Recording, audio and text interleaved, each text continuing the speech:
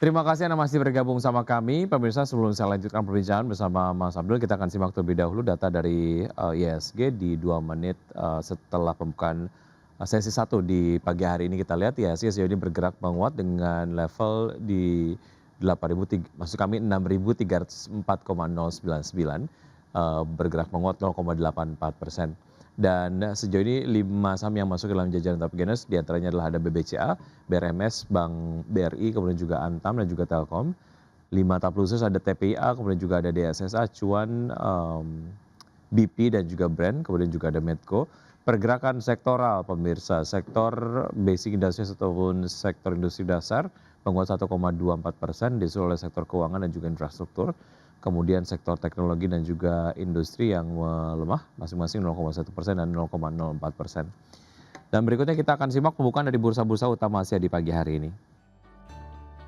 Ya, dibuka mix dengan Nikkei 225 dibuka menguat 0,57% di level 69.875. Kemudian STI Singapura dibuka menguat 5.148,92. Kospi Korea dibuka melemah 0,25% di level 8.704,51. Dan Hang Seng Hong Kong dibuka menguat 0,02% di level 24.498,5. Dan berikutnya adalah saham-saham pilihan yang direkomendasikan pagi hari ini oleh Mas Abdul. Pemirsa, diantaranya adalah ada Antam dengan support di 2880, resistance di 3360. TPIA dengan support di 1810 dan resistance di 2450. ESA dengan support di 590 dan resistance di 665, dan Telkom dengan support di 2750 dan resistance di 3300.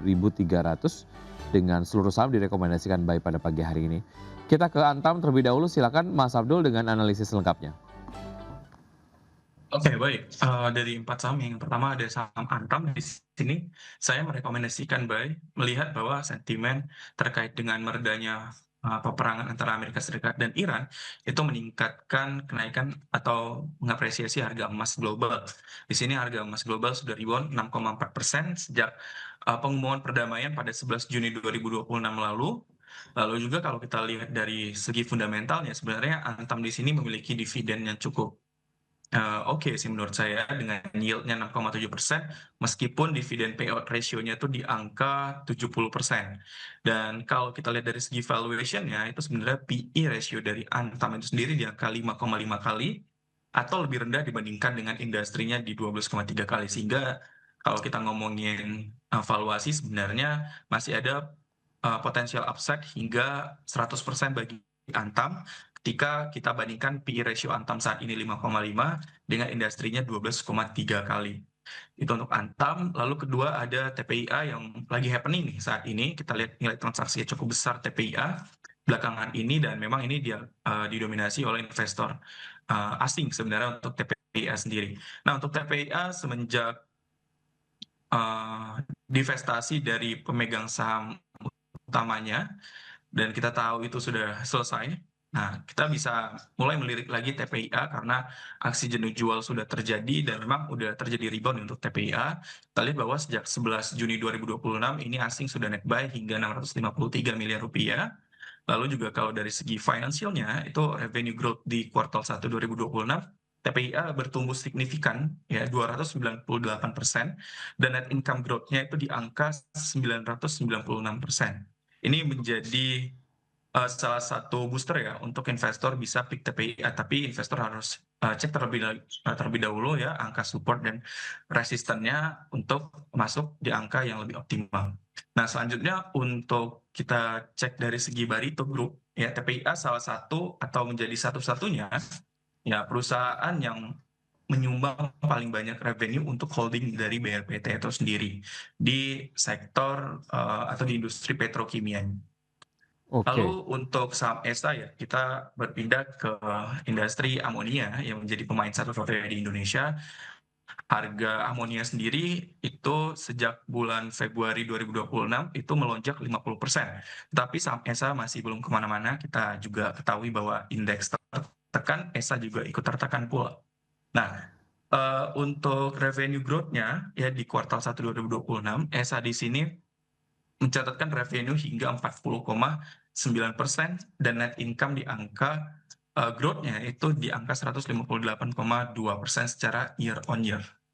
Dan dari valuasi masih sangat menarik, kita lihat PE ratio ESA 8,4 kali, di industri 12,1 kali. Seperti itu, Mas. Nah, Oke. yang terakhirnya ada Telkom ya. Untuk Telkom ini yang terakhir, di sini sentimennya cukup sebenarnya sentimen Telkom ini cukup minim, tetapi yang paling saya soroti adalah terkait dengan emiten buyback dari Telkom itu di angka 4 triliun rupiah. Dan angka 4 triliun ini sangat besar mengingat angka buyback-nya itu berjalan 1 tahun ya, sejak 9 Juni hingga 9 Juni 2026 hingga 8 Juni 2027. Dan based on technical sebenarnya untuk saham Telkom di sini ini masih sangat menarik melihat Telkom sudah berhasil break psikologis resisten di angka 2.800 sehingga sebenarnya investor kalau misalnya pengen masuk tunggu retest dulu di angka supportnya. Nah di angka support itu investor bisa masuk. Lalu kalau kita cek berdasarkan Bollinger Band, ya probability untuk Telkom menguat itu masih sangat besar melihat upper band dari Bollinger Band itu saham Telkom itu di angka 3.250 sehingga itu menjadi sentimen teknikal dari saham Telkom itu sendiri seperti itu. Baik, saham-saham yang direkomendasikan pagi hari ini ada Antam, TPIA, ESA, dan juga Telkom. Lalu bagaimana dengan sektor perbankan yang beberapa waktu yang lalu memimpin penguatan dan juga terjadi penguatan signifikan khususnya untuk Bank BCA dan juga sentimen terkait dengan buyback saham-saham perbankan Himbara, Mas Abdul. Bagaimana Anda melihat momentum ini dapat kemudian dimanfaatkan pasca kemarin menguat, apakah kalaupun memang mau jump in, mau kemudian ikut mengkoleksi begitu di tengah sentimen yang ada, apakah masih pas momentumnya? Oke, baik. Terkait dengan saham-saham perbankan ya, di sini ada BBCA dari swasta, Himbara juga menguat serentak ya.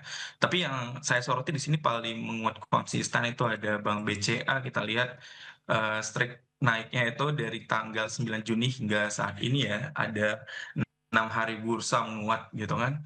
Dan ini sangat bagus sebenarnya menjadi motor utama pendongkrak IHSG. Nah, sebenarnya kalau kita bahas fundamental dari saham perbankan ini masih sangat bagus semua ya, terkhususnya untuk saham BBCA. Berdasarkan laporan terakhir di mana di 5 months 2026 ya, ini di sini BBCA mencatatkan laba bersih pertumbuhannya di angka 2% pertumbuhan secara year on year. Ya, di sini terlihat memang angkanya kecil, tetapi saya melihat di sini konsistensi dari BBCA itu sendiri mencatatkan pertumbuhan dari laba bersihnya itu secara year to date. Ya, sehingga untuk saat ini, apakah investor masih layak masuk di saham-saham perbankan? Menurut saya masih layak. Hmm. Tetapi untuk terbaiknya investor masuk itu di saham perbankan, investor bisa menunggu terlebih dahulu terkait dengan retest ke level support tertentu dari saham-saham perbankan. Kita lihat saham BBCA sudah naik signifikan sejak 9 Juni itu kenaikannya mencapai kurang lebih 35%, ya ini sangat masif sekali. Lalu untuk saham Bank Mandiri kurang lebih seperti itu juga ya, kenaikannya double digit sejak tanggal 9 Juni. Sehingga untuk saat ini saya rasa investor wait and see, menunggu koreksi dari IHSG dan juga koreksi dari perbankan itu adalah angka terbaik untuk masuk. Dan saat ini saya lihat ada indikasi-indikasi reversal trend Hmm. dari IHSG dan ini juga akan mengikuti atau diikuti oleh saham-saham perbankan seperti itu.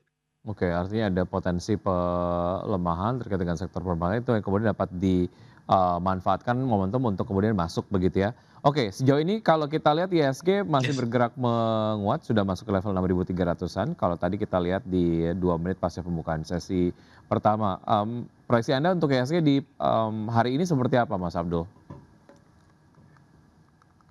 Oke, terkait dengan IHSG saya lihat ada potensi IHSG untuk break resisten di level 6.367 sehingga untuk saat ini proyeksi saya IHSG akan ditutup menguat terlebih dahulu ya, sebelum nanti di end of weekend mungkin di Kamis atau Jumat IHSG akan berpotensi melemah dulu atau rejection dari resisten di level 6.367. Dan untuk supportnya ada di level 6.264 untuk hari ini. Kemungkinan besar sih hari ini IHSG tidak akan bergerak sesignifikan di hari Senin kemarin ya, hingga 5% hingga 4% gitu kan. Tapi untuk saat ini IHSG akan menguat terbatas di angka 6.367 Baik. sebagai resisten. Ya, beberapa analisis dapat kemudian dijadikan pertimbangan untuk pelaku pasar dapat menerapkan strategi investasinya hari ini, namun kemudian keputusan investasi kembali ke tangan investor. Mas Abdul, terima kasih sudah bergabung bersama kami di Market Bus. Sukses selalu, sehat selalu untuk Anda. Sampai Ya, jumpa.